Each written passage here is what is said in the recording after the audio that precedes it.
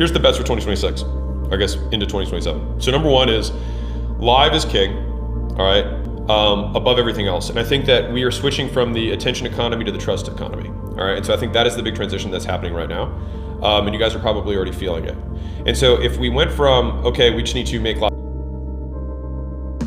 Alex Hormozi said we are switching from the attention economy to a trust economy, and he's absolutely right. And every single brand, business or creator is going to find this out the hard way. Okay, so who am I to even talk about this? My name is Emrah. I started off as being a clipper and affiliate marketer for some names like Andrew Tate, Iman Gadzhi, Russell Brunson, Luke Belmar, whatever. I then took all the lessons that I learned working for some of the biggest personal brands, took all those lessons and started my own content distribution agency. I've seen this clipping economy evolve in every single way possible like none other. And today I want to emphasize heavily on this point that Alex Hormozi just made. We are switching from the attention economy to a trust economy. You can no longer just get views and that's your business sorted. So what actually changed? I wrote a few things down. First of all, the biggest thing, AI. AI made every single thing regarding content production, creating a product. It made all of that incredibly easy and so accessible to everyone. You can no longer just create a product, post hundreds of videos about it, and then hope something will convert. If everyone has access to Claude Code, GPT, Grok, whatever, if everyone can fire up a product within 5 minutes with some random prompt, doesn't that tell you that the product isn't actually your moat anymore? Let me give you an example. Coca-Cola, it's just sugar water. Red Bull, it's just caffeine. But why are they winning? If there are so many other competitors, the reason that they are winning is because of marketing, distribution, and taste. No one can copy that and no one can take that away from them. And you might think, okay, but I'm not a Coca-Cola or Red Bull, but like these principles can be applied to every single creator, brand, business, whatever. So then let's go deep into the clipping economy side. As Alex Hormozi mentioned, attention economy versus trust economy. Old way, new way. What does it actually mean? So the attention economy basically means there are people launching certain clipping campaigns. The only goal is get as many views as possible. What do they think they'll get with all those views? If we get as many views as possible, maybe we'll get a great amount of conversions to that because of the amount of views we get, because of the amount of exposure we get. And the trust economy is something completely different. It doesn't matter how many views you get. It doesn't matter. What actually matters is the person behind the camera speaking these words into existence. Getting views going viral nowadays, it's baseline. It doesn't mean anything anymore. Views, they are rented, especially in these clipping campaigns where the only way you get views is if you pour money into a budget. Let's say you have a budget of $10,000. Pour it into a clipping campaign. You get 2,000 clippers posting, distributing all of your content across countless pages, across 2,000 different Instagram accounts. Once that $10,000 budget has run out, no more content will be pushed out. Your little spike in views drops down. And I'm not even going to talk about the fact that you don't have any quality control. So like you can spam attention, don't get me wrong, but what does it actually get you? Does it get you conversions or does it get you empty eyeballs? Versus in the trust economy, if you're a trusted face in your niche, that trust closes deals, convinces someone to sign a contract, convinces someone to drop out of their job to work for you. That's something that the attention economy can never ever achieve. You might think, okay, but how do I create that trust? It's actually more simple than you might think. You need to have a consistent positioning. Trust and familiarity, that builds trust. Okay, what is the actual problem here? Because you might think, what is this guy even talking about? If I get 500 million views for my brand, I'll convert very well, I'll make a lot of sales. I know what to do with it. This guy doesn't know what he's talking about. If you think that, it's quite objective. I don't really care, but you can think that, of course. But I wrote down a few notes regarding that. The problem here is mass clipping is an attention economy strategy running in a trust economy world. As I touched briefly before, you can no longer just give your content to thousands of random people, have them post your content, distribute it across Instagram, TikTok, YouTube, whatever, and then hope you'll actually create a trusted brand. That strategy, the strategy that Andrew Tate used to do, Iman Gadzhi, Luke Belmar, what they all used to do, because when I worked with them, I know how they operate. This old world of distributing content is over. And if you're not aware of it right now and you still are keen to continue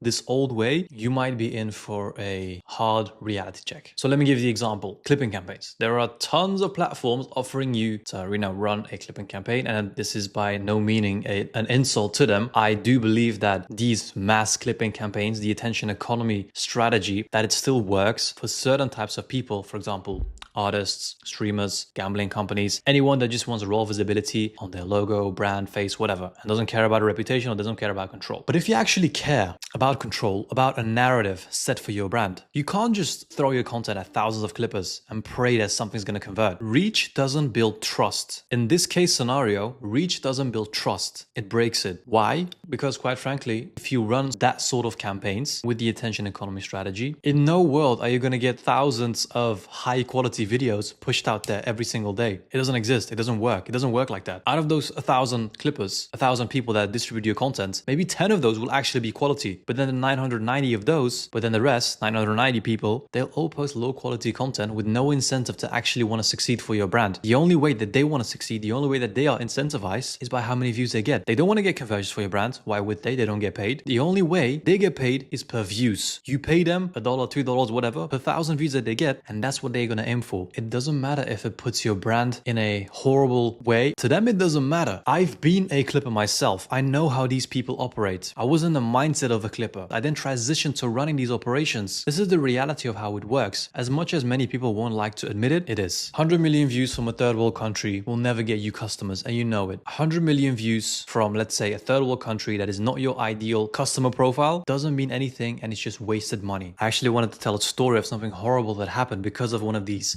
attention economy strategy campaigns. But before I do that, a quick side note. If you're a founder or a business that wants a controlled distribution setup, so the trust economy strategy set up for your brand, I put a link to our website in the description. Check it out how we could set it up for you. Anyway, back to the story. So a couple days ago, I was on a sales call, and this person had a very bad experience with one of these attention economy strategies with a mass clipping campaign. He uploaded a $20,000 budget. He had over 2,000 clippers posting his content, and the budget ran out in like 2 weeks. So he had great results, you might think so, right? But one of the clippers posted a video that was completely off brand, which made his brand look horrible. Even if it didn't get any views, a person, another business that this guy was making a deal with, actually saw that video on his For You page and decided to cut the deal off. This person that I was speaking with lost a 7-figure deal purely because of a random clip that was posted targeting a third world country, majorly targeting a third world country, but someone that he was doing business with saw that and cut off the deal. And that's the danger about one of these campaigns. There is no quality control. No one checks these videos before they go out there. Another business owner saw it before the campaign owner could even review it. And even if he rejects it, he's like, I'm not going to pay you out, whatever, to the clipper, that video is going to remain on the internet forever. You don't have control over these accounts. You don't have control over anything. So your brand's reputation can get ruined and it's going to remain online forever. You've worked all these years to create a premium perception of your brand. That can get ruined in one single video because of these sort of campaigns. The clip did its job. It got attention, and that attention cost them the deal. Even if you don't think you have a choice, you do have a choice. So what if you could have both? What if you could operate in the trust economy world that we are in right now and still generate massive amounts of attention, not sacrificing quality, getting off-brand videos out there, not sacrificing the demographics of the people that you actually want to target? Can you imagine what that would look like for your brand or business? Can you imagine you pouring budgets into clipping campaigns with its only goals in mind is to get you conversions, targeting all the demographics that you want, and having full security and full ownership over all the accounts on the internet about your brand? That is exactly what we built. We are the bridge between the attention economy and the trust economy. So to close off another yap session of mine on my opinion and the problem with the current clipping economy, I wrote down a memorable quote. You can rent attention, but you have to build trust. Build the thing that you actually keep. If you want to work with us, if you want a controlled distribution system set up for your brand, operating between the attention and the trust economy, I've put a link to our website in the description. Book a call. Let's see if we're a fit for each other.